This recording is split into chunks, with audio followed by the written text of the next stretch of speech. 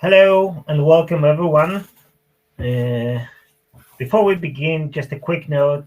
This session is being recorded for all of us and our guests that cannot reach us this day. So they will be able to have a look on it on our website and on our YouTube channel in Academy. Uh, Feel free to ask questions in the chat that we'll be answering at the end of the session during Q&A. We'll try to answer as much as we can. So let's start with introducing ourselves. Marek, our functional lead. Please introduce yourself. Hello everyone. So as said, I'm Marek Matan. I'm currently working as implementation functional lead in DPX, but my background is actually more from finance and commercial world of the FMCG, because I worked previously as a head of finance for beautiful region of Baltics, meaning Lithuania, Latvia, and Estonia for British American Tobacco. Before that, I working in Procter and Gamble in across various markets, divisions, and brands in commercial finance and market strategy, different roles. And before that, I work also in external audit. So I have also a strong background in creating and managing and auditing processes across different organizations. And when it comes to certificates, I'm certified TPM solution advisor from Visual Fabric. I have also a certificate in management accounting from TIMA and Prince 2 when it comes to project management, and many more that were relevant at different stages of my career. Personally, I'm a father of two, but this number is very soon destined to grow to 3. Tomek, your turn. Okay. My name is Tomek Majka, and during my 35 years of career, I play a senior roles in tobacco industry in the sales departments, managing departments of Pall Mall sales in Japan tobacco. I have also managed sales in multimedia division of Onet .pl. Apart from that, I had also the entrepreneur experience running my own company for 15 years and playing the role as CEO. I'm also the certified advisor of Visual Fabric, and in terms of my personal issues, I'm called by my son Dad from Batman. Despite they are 35 and 23, they are still sending sometimes the bat signal, "Daddy, help me," and that's quite an interesting one for the old guys. Let me do the quick recap of who we are as BPX as a company, and over 19 years of experience and almost 500 people now on board. We've managed to go through over 1,500 projects successfully around the world, and we are now operating in 8 offices in the world, mainly focusing on solutions like SAP, Kulik, Snowflake recently, and our part is the RGM solutions like Visual Fabric. We are SAP Gold partner and Visual Fabric Gold partner. So actually, we've got a lot of experience in terms of running the systems with our clients. The relation with Visual Fabric started in 2018, and we are the longest working still company for Visual Fabric and their deployment as their deployment partner. And actually now we are running the projects as a execution independent partner. So based on this experience, I want to remind you a little bit of what we have been talking in April. We have tried to create the 4 pillars of building up a successful and profitable promotion. After fixing fundamentals, we are talking about mindset change, as a single source of truth, cost transparency, and the resources that are unleashed through these efforts. And it is a part of a journey, the journey that Marek started started in April, describing Visual Fabric, and now wants to continue. Marek. Super. So as a reminder, as already mentioned, this webinar is part of a series that is aimed to guide you through the difficult process of digital transformation. As it was mentioned before, the first webinar was meant to help you fix the fundamentals, meaning make sure that we have the right focus and the right fundamentals in processes and tools before we start automating the boring, which is the topic of today's webinar, where we will focus on eliminating the non-value adding parts of our organization and our processes to create the space for the interesting, meaning for the taking our commercial planning to the next level, which will be the topic of the next webinar. Beautiful. Okay, so we'll be asking Marek questions, and we'll try to catch him if he doesn't know the answer. Well, I guess we will not be able to do it. So, Marek, why should we even consider automated deboring, apart from the fact that things are boring?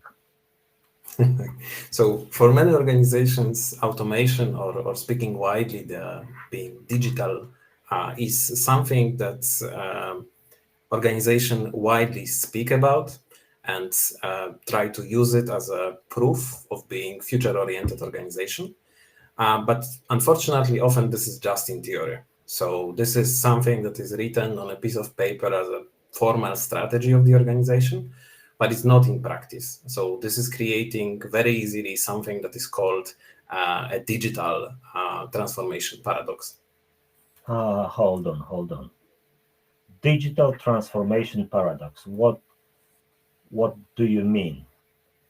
So this is the situation where, in theory, and looking at the strategy and very high level of management of the organization, organization position itself as a digital first organization, which actually 87% of the businesses do. 56% declare they are, and another 31% intend to be or are working to become. But the reality often is that the transformation is either happening very slow or is not happening at all, causing a lot of frustration, not only in, let's say, operational level employees, but even among the senior management and decision makers, because 36% of business decision makers are currently considering to leave the current company and quoting this particular reason, meaning slow progress of the transformation, as a main reason. And this number is gradually going up from 31% in 2023. So we have the situation where there is a paradox between what organization believes, how they are working and what is their principles, and what the operational reality is. Okay, so they're a little bit like wannabe digital companies. They want to be, but over 50% believe they are already. Okay. So it's let's say, misunderstanding of senior management of their own company. But what is so important about this is also because this leads to many people being unhappy. And I'm sure you can bring many examples from your sales experience of what areas does it touch. Yeah, actually, I can bring a lot of examples and a lot of numbers. But yeah, I want to refer to think that it's quite an important, because the frustration is something very important to build up our organization, and avoiding frustration in the teams. It's coming from repetitive issues. It's coming from the situation when the people are doing things that they are not trained to, and they are hired to.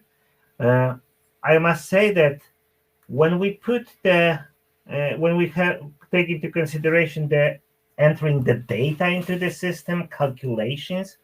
It's over 30% of the time that is taken by this operations that is taken from the real work.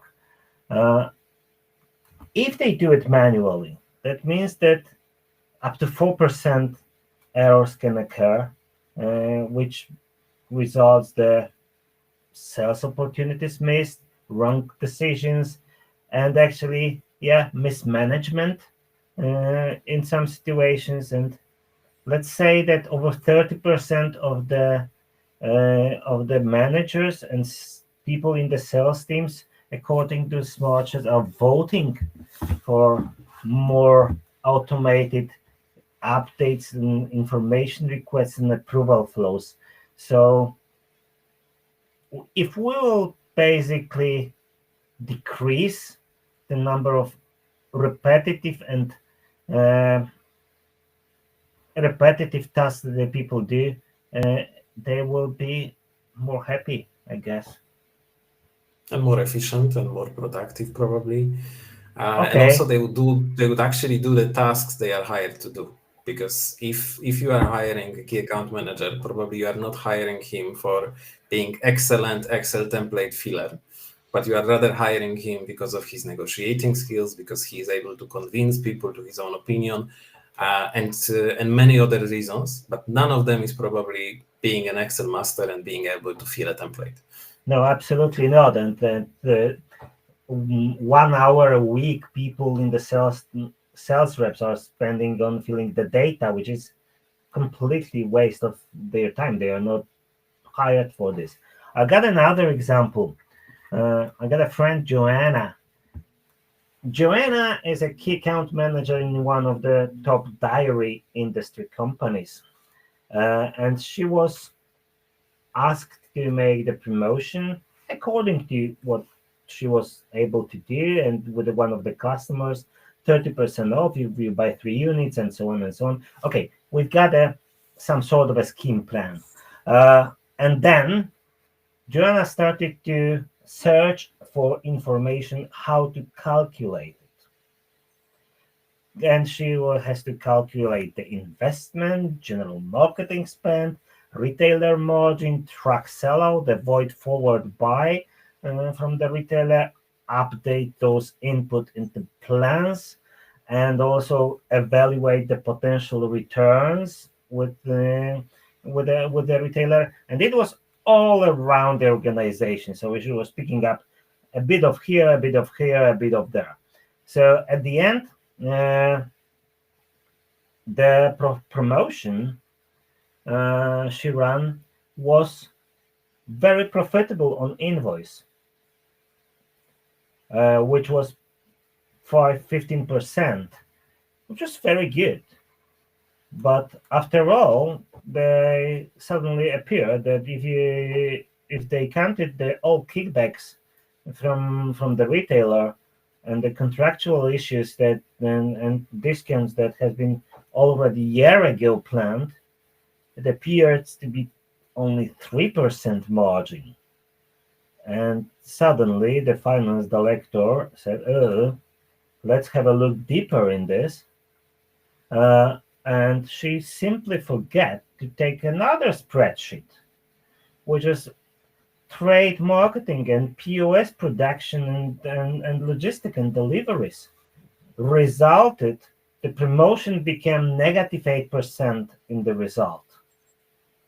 It was And a I believe this is nightmare. very common. I believe this is very common across organization, not only to, let's say, forget one of the templates, forget one of the costs, but even doing the calculation, you can take multiple different methodologies, approaches, ways of thinking. So how you allocate the cost to products and so on. And in real world, or in today's reality of the FMCG, this is often a different number depending on who do you ask.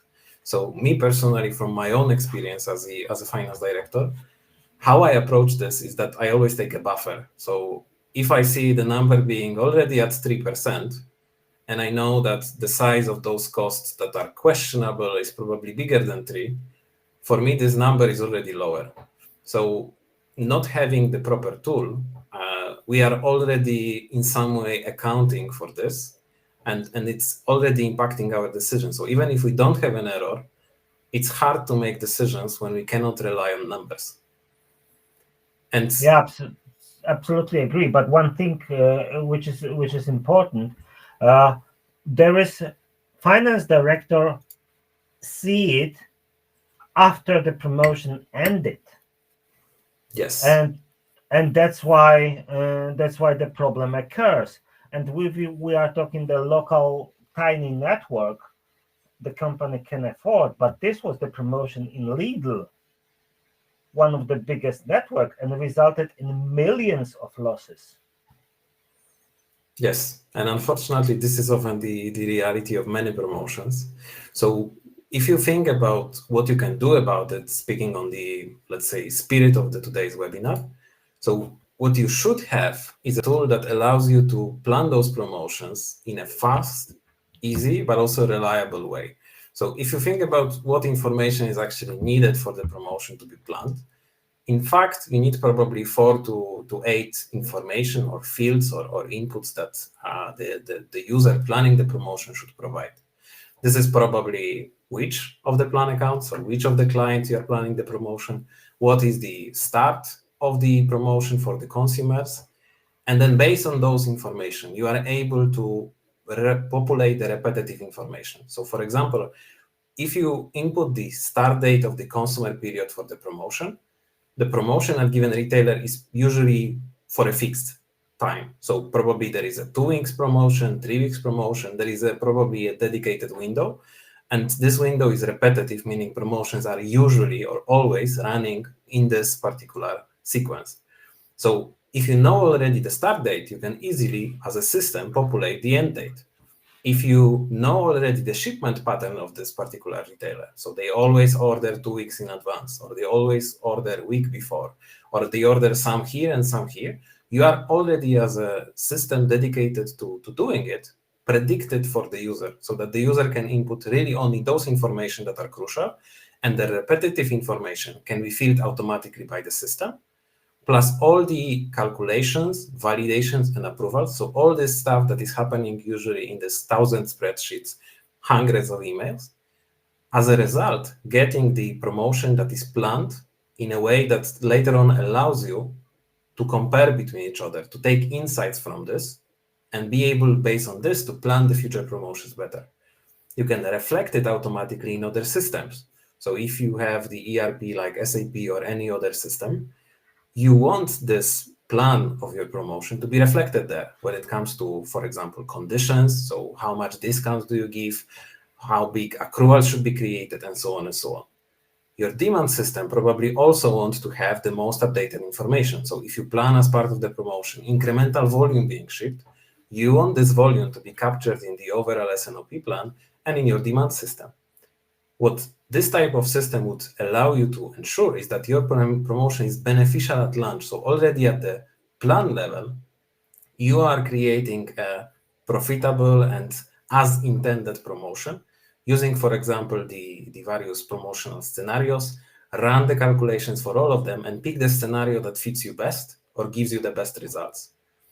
What it also allows you to do is to have the promotion that is beneficial in outcome, because you can do a real post-evaluation of the promotion, take the learnings from them, even if it was not unsuccessful, and apply it to future promotions so that you can, even from the promotion that is failure, make some additional profit or make some additional revenue by taking these learnings and applying to future promotions. This allows you to have a tailored tool and tailored promotional planning process by configuration and by applying your processes to the tool, which is flexible enough to reflect it and to make the number consistent and accessible for all parties.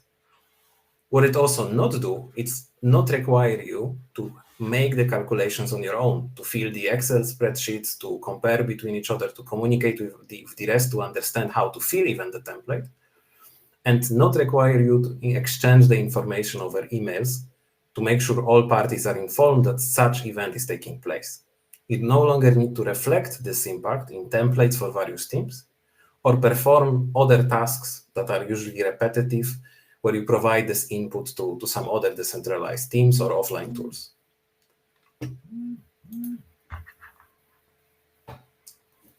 Okay. Uh, we've got in our business very spiritual sentence, I would say, and it is the single source of truth. Can you elaborate a little bit on it? Yes, so single source of truth is a term that some organizations use already, but they refer to something slightly different to versus us. So for some organization, the single source of truth is sometimes a folder or a place on the SharePoint or any other software they use, where they store the most updated version of various Excel files or calculations or templates, simply the place that is maintained or supposed to be maintained. But unfortunately, the business reality for those companies often is that if you open such SharePoint folder, you will find not one, but many files, and you would need to understand which of them is most updated. So you can have a retailer price list, which is final, or however many finals you want, but you never know whether this is really the last version, or maybe there was one more final afterwards. You might have a retailer price list with special discount, but you might not know what special discount is and whether this is the latest version. You might have other files that look at this from a different perspective, for example, only on retrospective parts of the discounts, and maybe you are interested in both. So if you are looking for contract condition of your retailer, you probably have also your own Excels where you store some information. You might have base prices, you might have summaries from previous year, planograms to figure out which of the products are actually involved and which of them you can skip. But this also requires certain level of knowledge and experience. And if you go through your emails or go to the ERP, you might have other information sources, like one pagers prepared by finance, or look on past invoices and hope that the level of discount since then stayed the same, or look in your own notes from negotiations of the current contract in the previous year. So But it's not a single source of truth, but it's a multiple source of truth. Yes, or rather multiple sources of information where it's hard to confirm which of them is actually true.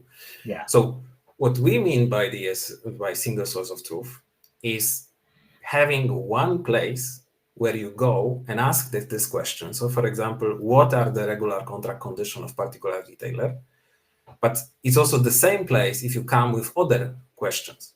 So if you want to understand what's the ROI of the promotion, so what's the gross margin, or what level of retailer margin is on promotion for your retailer? Or maybe how does it compare versus others? Or how this compares to your targets? What are your actuals? And many other questions. So single source of truth for us is one place where you go with many questions rather than one question and you need to check in multiple places and decide which of them is actually true. So what it's giving to you is that you have one number, one methodology, and all of this should be automatically integrated with other systems to ensure that the figure you are seeing is actually the correct figure. Okay. I've got a story. Yeah? Because this requires the proper implementation of such Of course. a system. It was late, I think late 80s or beginning of 90s when I entered the Katowice railway station, and it was a transition from the small cartoon, small paper tickets into the digitally printed tickets, and there was they've implemented in all cashiers, and there was a big banner over the cashiers. We apologize our travelers for extended queuing due to the implementation of digital transformation ticket sales system. Yeah, so this is a little bit like a digital paradox, I think. Yes. Yeah, but this only highlights the need that if you want such huge change for the organization to be implemented, you need experienced partner, and you need to someone who really understands your processes and really can reflect those processes in the tool, and sometimes help you improve them going forward with the system already in place. So you need two kind of partner with the two kind of people within his organization, people who knows the system very well and how to integrate it, and also the functional people who knows how the business is running. Yeah. Yes, correct. Because one needs to understand the current as-is status to be able to translate it as good as possible. And the other group of skills is required to be able to reflect it correctly and make sure that the whole system flow makes sense and the figures we are saying are the correct figures. Okay. Let's come back for a moment to Joanne. Joanne were yeah, the story. This is life story. So Joanne was preparing this promotion, and okay, she sent six emails for the people for the different departments to arrange this. Then there were a lot of information exchange between the partners, like marketing and finance, calculating ROI, budget utilization, and so on, ordering POSs. Someone sent also the email to demand to plan how to deliver. Then she had to send the text messages to confirm that she sent the emails and wanted to reply. Then there was an urgent on the repetitive email, but still usually missing pieces were that the process knowledge, so whom he should send the information. There were some vacancies, someone was on the sick leave. Some people didn't recognize the budget code and so on and so on. So a lot of things happening within this process. And actually, I would say that cross-functional pain, not alignment. But So I think this is a good clearly. representation. Yeah, I think this is a good representation, because if you look at this, if you want to plan one promotion, big or small, doesn't matter, you really need to align it with multiple people. And aligning for most organizations means exchanging text or Teams messages or emails. Formats is not so important, but there is 6 messages that you need to remember how to write. You need to add some, let's say, welcome sign. You need to add some ending. You need to add some content, and you need to make sure that you are understood. And this is already, I would say, optimistic assumption that you can make it in 6, because usually something will be missing, either the knowledge or the people, or let's say anything else in the process, which will cause additional emails to be sent. Because maybe someone will not read your message as first, as you said, and there would need to be a follow-up and ask, have you read my message? Or maybe there would need to be an escalation to the manager of the person if the time is running up and you need to make it. So this is really painful for many organizations. And this is even before we start asking the difficult questions. Because as a finance person, I'm often referred to as a party killer. So someone has a great idea, but I'm coming to ruin it with some cold truths. Thank you, Marek. And similarly, in this case, it's not only about making the promotion, but it's also about making them in the right way that fits the company procedures, processes, and all the other boring stuff.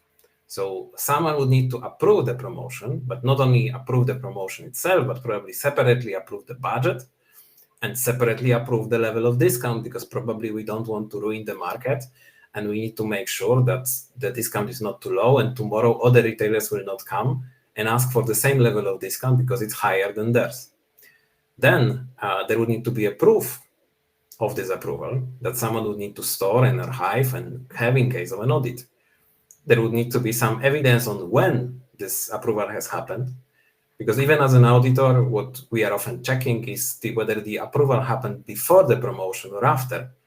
whether it happened really at the level of planning, or maybe it was happening way later, just before the auditor have been coming, just in case to say that we haven't actually an approval proof. Also, there is probably multiple other policies that are applied and multiple other people that we need to check it with, for example, legal. And this takes a lot of time and even more messages to be exchanged. At the very end, someone is asking Joanna how it happened that you've lost 6.3 million zlotys for this promotion and who approved you for this.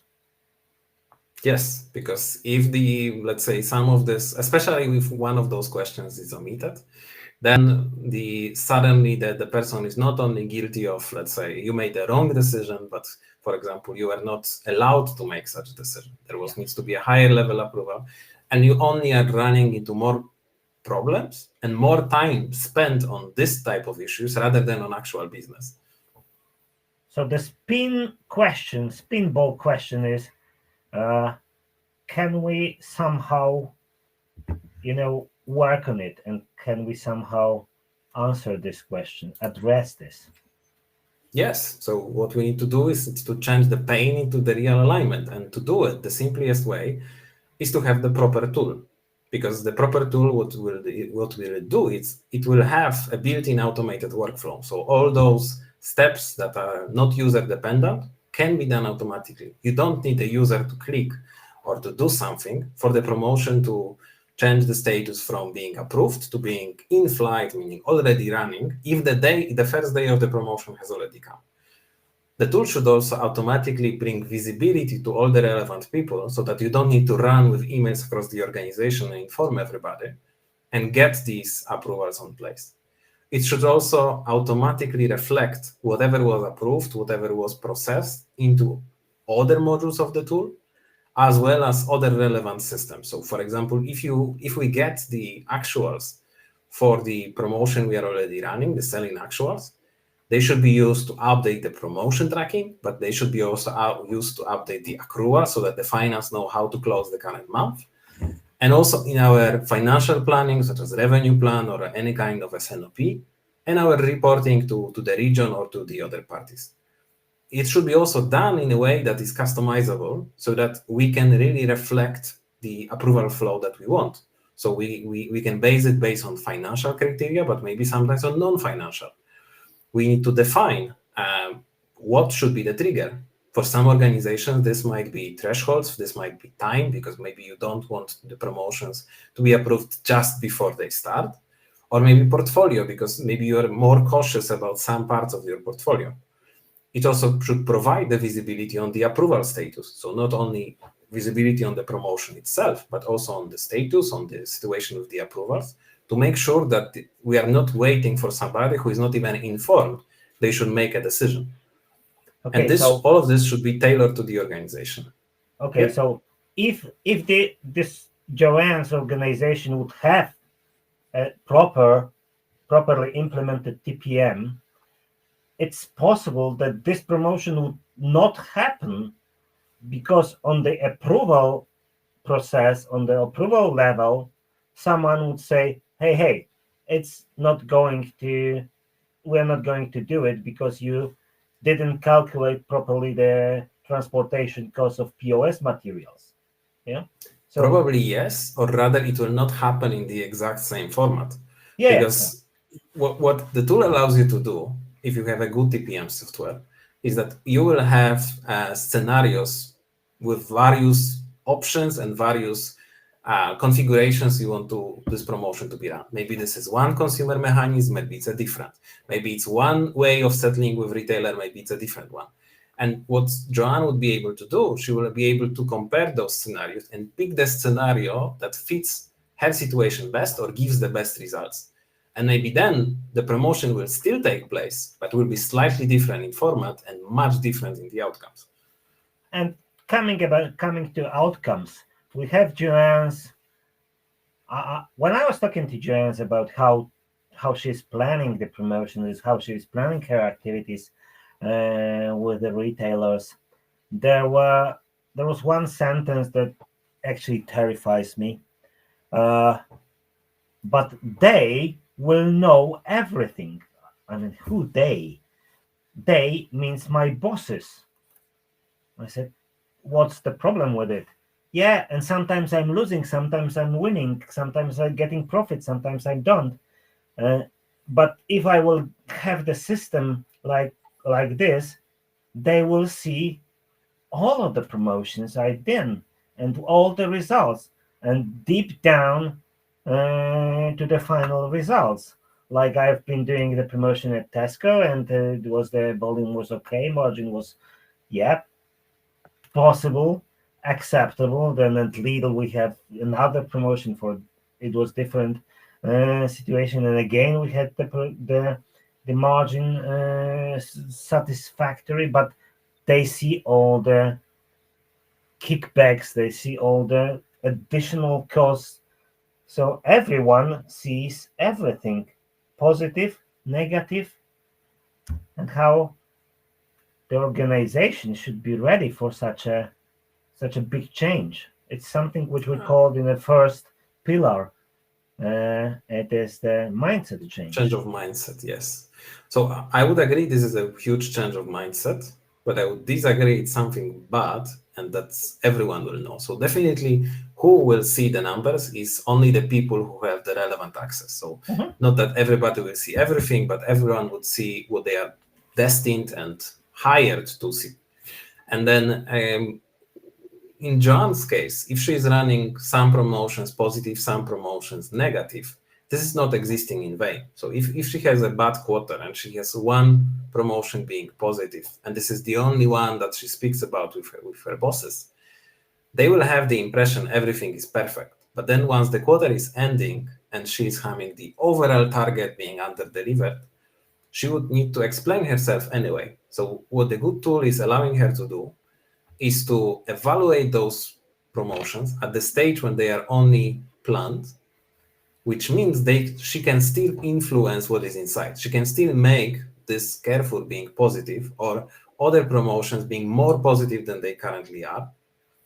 And also this is Or about the, or she can get the approval for negative promotion because she wants to get the competitor to not to take the slot for the promotion, but yes, she has the explanation for this.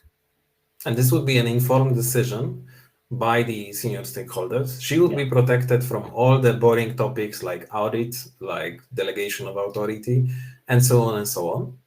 And also the organization itself will learn more about the market, because if this is the consistent practice that we are in general in, for example, Carrefour, running a positive, nice gross margin, but in order to keep it this way, we have a short windows when we are losing money on promotions. It will be also a learning for the organization itself about the retailer they are doing business with. And it's a learning that they can build on in the future negotiations or simply understand their own business better. Okay. So it leads us quite fluently now to the sharing the best practices. Yeah, because this is a part of the organization culture. Yes, yes, and it is only possible in a situation where this knowledge is being shared. Because what we want to do is to, how it's nicely said on the slide here, institutionalize best practices, make it part of your own organization DNA. And these best practices are regarding visibility.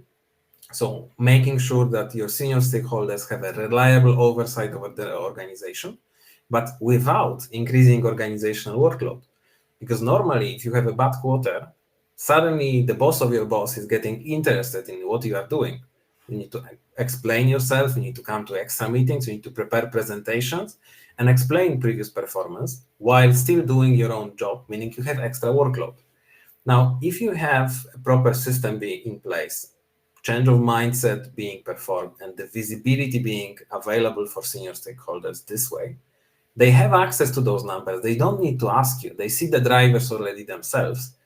And this is allowing to have the benefit of this oversight available for senior stakeholders without this additional workload by filling presentations and making additional discussions. You can really focus on your own business. It also allows you to reinforce desired behaviors when it comes to commercial aspects of planning. So you can make promotional post-evaluation a step in the process that is obligatory and is done for every promotion, rather than a one-off activity that you do to brag about, like, for example, a very good promotion at Tesco, but not to mention the negative one in Lidl or negative one in Carrefour. So this is something that changes the mindset, but it's also changing the desired behaviors done by your organization. It also allows you to incorporate other learnings and other lessons learned into other promotions by adding them to how you have your rule engine in the promotions and overall promotional planning set. So what it does, it changes really the mindset to this continuous improvement. And also when it comes to even people outside of your organization, like customers, it also allows you to shift the focus in the negotiations. Because if you have a system that calculates for you the retailer margin and takes into account all other drivers that you might forget to mention or forget to include or it's not aware about, such as, for example, forward buy, when they are buying extra on invoice discount and making sure that the stock is higher versus what they plan to sell to consumers, to have this cheap stock available also for later weeks and months. Or, for example, the any other practice, like, for example, the redemption percentage. So maybe you plan a promotion that requires logging into the application, and then it's obvious that not everyone will do it, so retailer will have some additional gain from it. If you have a system that takes into account all of those drivers, it allows you to first equalize the ground and equalize the level of knowledge with the retailer, and then focus really on joint business planning and maximizing value, rather than crashing numbers and trying to understand what is the actual figure that your retailer is gaining on the promotion. Yeah, we still believe that the discussion with the retailers are crushing numbers. Yeah, I will give you this, you will give me that, and so on and so on. It's like in a Turkish bazaar, but it's no longer like this. And despite I love them and doing it this way, but the key from this slide for me is the make this a habit of way of thinking rather than individual change or reaction to the certain circumstances, certain situation. Yes, and also like steering the behaviors. So it's not only that you have a group of people who are very motivated and are doing this on their own, or they are doing at least from time to time, but do it a regular part of your organizational process. Okay. And if you feel that some of the issues that we mentioned, so the calculations, the emails that are circulating around, the problems when it comes to approval flows or audits and other topics, this is not something that is specific to you or to our past experiences. But if we look into the data, this is actually something that is very common. Because locating the documentation, approval requests, pulling and finding data on sales, document versioning are one of the biggest problems the employees face. And on the example of the US and study done by Nintex in Definitive Guide to America's Most Broken Processes, from 49 for locating the documentation to 33 in documentation versioning, percentage of people agree this is a huge problem and one of the biggest, if not the biggest problem in their organizations. It's also leading very directly to money being spent ineffectively, because poor communication costs companies on average 18% of their salary budget.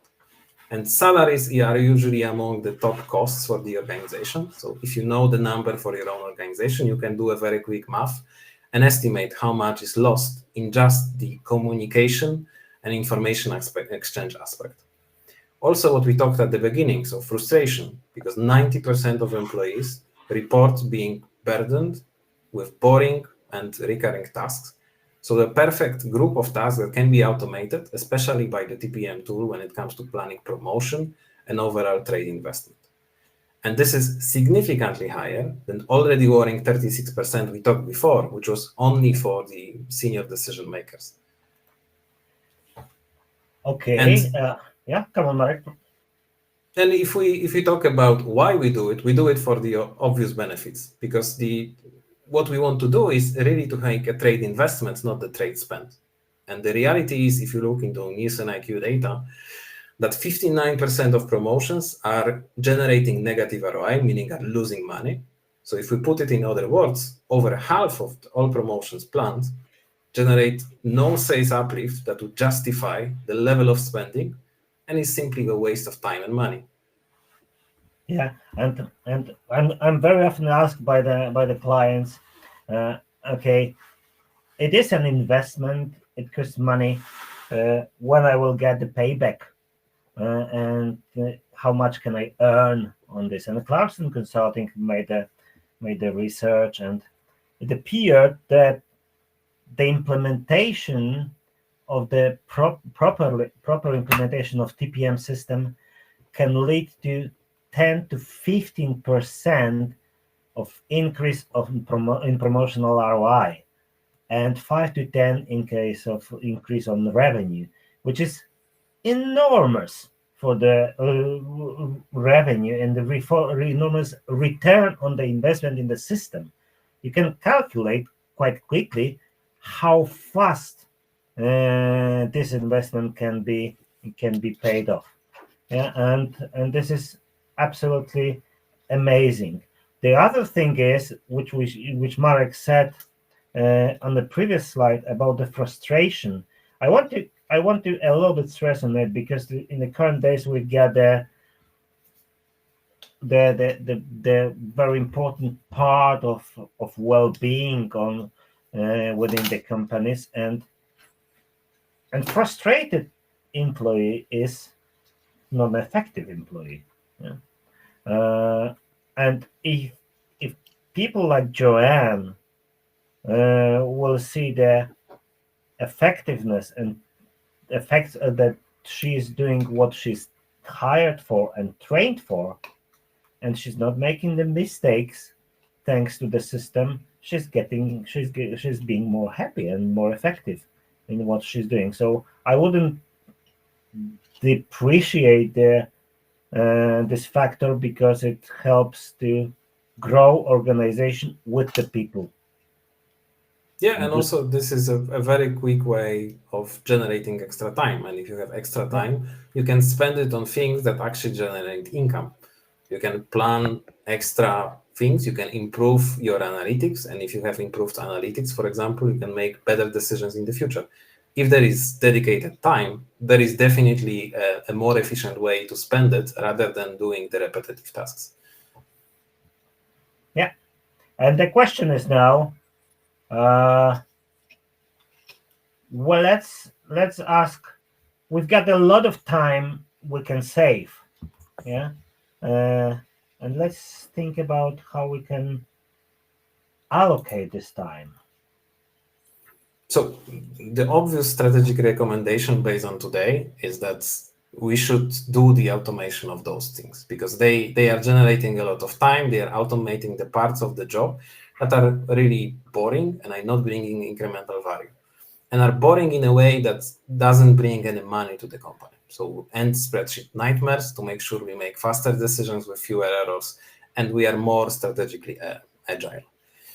Replace those emails that circulate around and require sending multiple of them to plan one simple promotions, and to build this real cross-functional alignment that makes sure that there is no miscommunication, no surprises, and it doesn't require full focus on process management rather than decision making. And last but not least, to use those best practices and make it part of your own organization DNA, so that your organization is really focused on whatever brings the highest ROI. And I will not answer fully your question, because what we want to focus today is on why we should automate, what parts we should automate, and what to do with this time we will tell you during our next webinar. So be ready, and you need to wait a little bit more. Okay, but we want to address not only about the system and way of thinking, but we also have the solution. Yes, of course. And this solution that we had in mind when we described the TPM system that would fit those needs that were described is Visual Fabric. And Visual Fabric is 100% software as a service solution, meaning you are always on the latest code base and the same code base as all other customers. There is no paid version that you buy once and you need to repeat the purchase every 3 years with a newer version.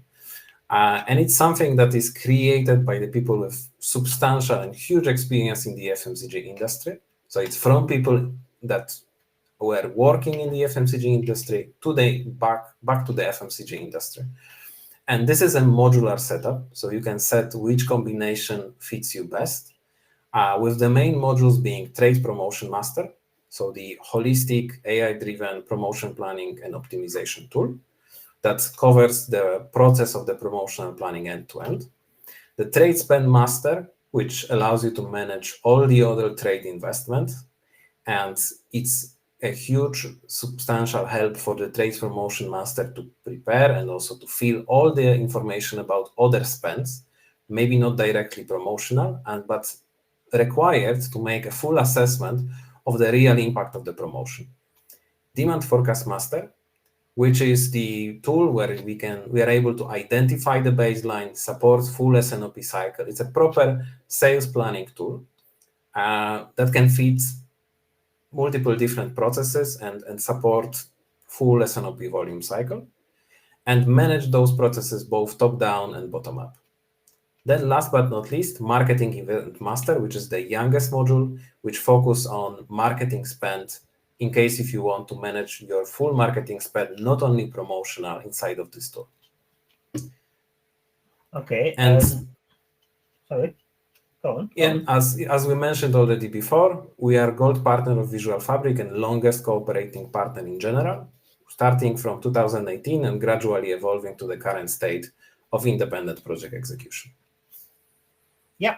So we're coming close to the end of what we have prepared for today, but there are a couple of questions that we have on the list. And the first question is, there is another spin-off, Marek.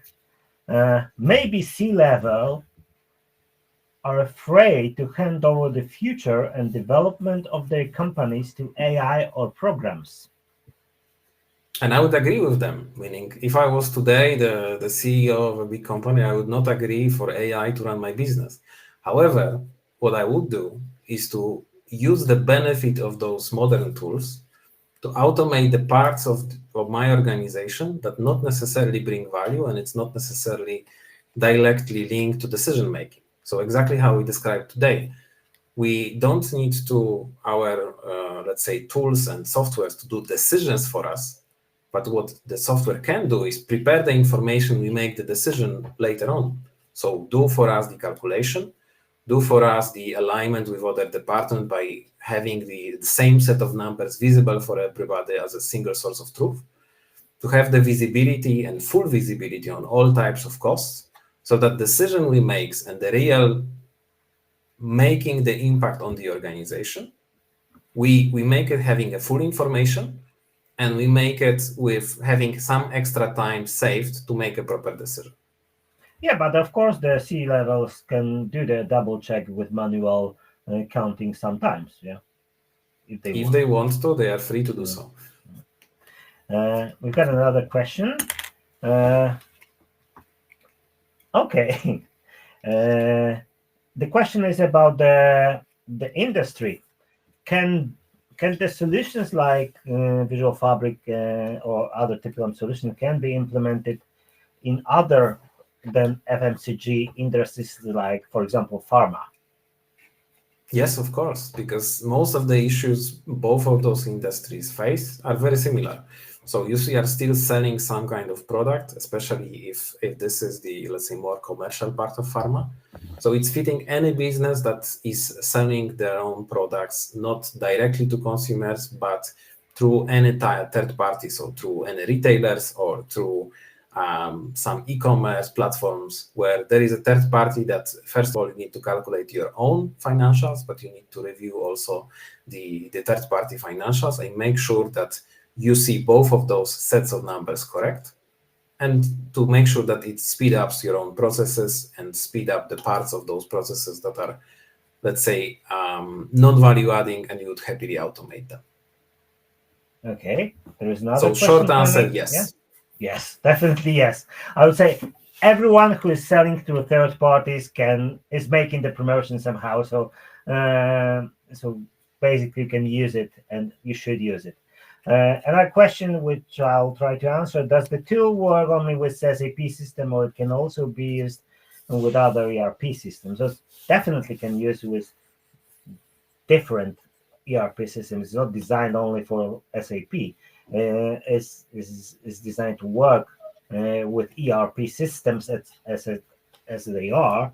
And there is the integration platform designed by Visual Studio called Bifrost that is basically taking the data from SAP and convert it to from ERP and convert it to the usable data for TPM system. So yes, definitely you can use it and with different ERP systems as well. Okay, no more questions. Good. Thank you a lot. Thank you, Marek, for participation and preparation of this. We are It was still a pleasure. waiting. We are still waiting for September.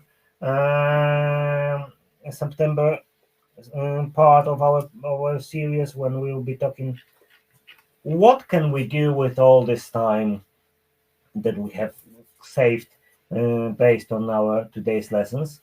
Uh, of course, feel free to join us on our social media, like in Facebook or X, Twitter, and YouTube. This webinar will be also available on YouTube and on our website archive. So, yeah, thank you very much. And one thing: should you wish to have a discussion and short conversation with me about how to implement, how much it costs, and what are the other benefits, and how to do it from the best business perspective, feel free to contact me on LinkedIn or that's the best way to LinkedIn, and I'll be available for you uh, at your convenient time. Thank you very much. Enjoy the rest of the day. We managed to do it within an hour, which Marek is our success because on the training we were a little bit over an hour. So thanks a lot. See you in September and see you also on our social media. Thanks. Thank you.